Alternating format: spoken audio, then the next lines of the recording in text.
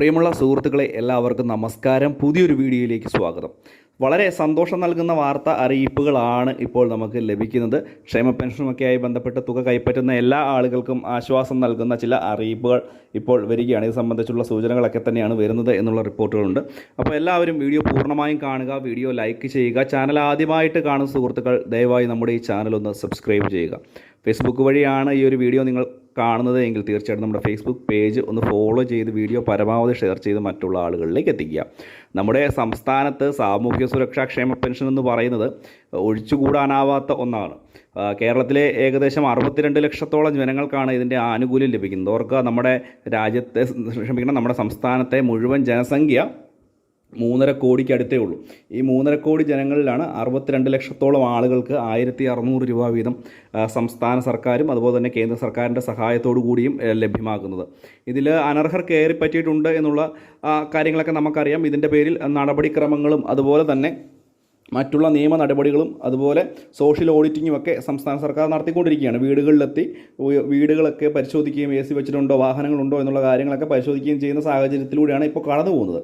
പക്ഷേ ഇത് മാത്രം മുന്നിൽ കണ്ട് അല്ലെങ്കിൽ ഈ ഒരു തുക കൊണ്ട് മാത്രം ഉപജീവനം നടത്തുന്ന വലിയൊരു വിഭാഗം ജനങ്ങൾ ഉണ്ട്. വാർദ്ധക്യത്തിൽ ബുദ്ധിമുട്ടുന്ന ആളുകൾ മാത്രവുമല്ല, ഭിന്നശേഷിക്കാരായിട്ടുള്ള ആളുകൾ, വളരെയധികം ബുദ്ധിമുട്ട് സഹിക്കുന്ന വളരെയധികം ആളുകൾക്ക് ഇതിൻ്റെ ആനുകൂല്യം വലിയൊരു സഹായമാണ്.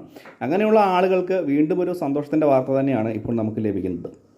നമുക്കറിയാം, ക്ഷേമ പെൻഷൻ തുക കൂട്ടുമെന്നുള്ള സൂചനകൾ ഉണ്ടായിരുന്നു ബഡ്ജറ്റിൽ. പക്ഷേ 1 രൂപ പോലും വർദ്ധിച്ചിരുന്നില്ല.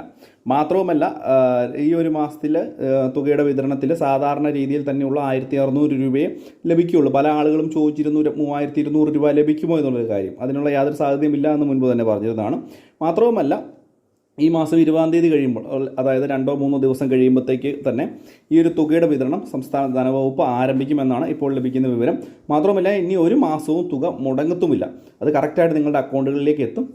ഈ ഒരു ഏപ്രിൽ മാസത്തോടു കൂടി 2 മാസത്തെ ഗഡുവിൻ്റെ വിതരണവും ഉണ്ടാവും.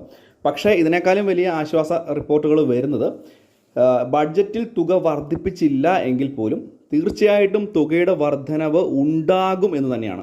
ഇത് സംബന്ധിച്ചുള്ള റിപ്പോർട്ടുകൾ തന്നെ ഇപ്പോൾ വരുന്നു എന്നുള്ള സൂചനകളാണ് ലഭിക്കുന്നത്. മാത്രവുമല്ല, ഈ ഒരു തുക വർദ്ധിപ്പിച്ചില്ല എങ്കിൽ വീണ്ടും അധികാരത്തിൽ വരാനുള്ള സാധ്യതകൾ വളരെ കുറയും.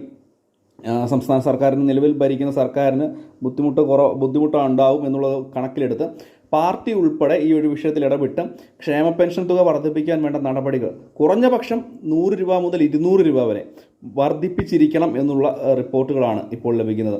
അപ്പോൾ അടുത്ത ഈ ഒരു വർഷത്തിനുള്ളിൽ തന്നെ തുകയുടെ വർധനവ് ഉറപ്പാക്കും. യാതൊരു തരത്തിലുള്ള മാറ്റം ഉണ്ടാകില്ല. കേന്ദ്ര സർക്കാരുമായി ബന്ധപ്പെട്ട് പ്രശ്നങ്ങൾ ഉണ്ട് എങ്കിൽ പോലും തുകയുടെ വർധനവ് നടപ്പാക്കും എന്ന് തന്നെയാണ് ധനമന്ത്രിയുടെ ഭാഗത്തു നിന്നും വരുന്ന റിപ്പോർട്ടുകൾ. എന്തുതന്നെയായാലും വളരെ ആശ്വാസം നൽകുന്ന ഒരു നടപടിയാണിത്.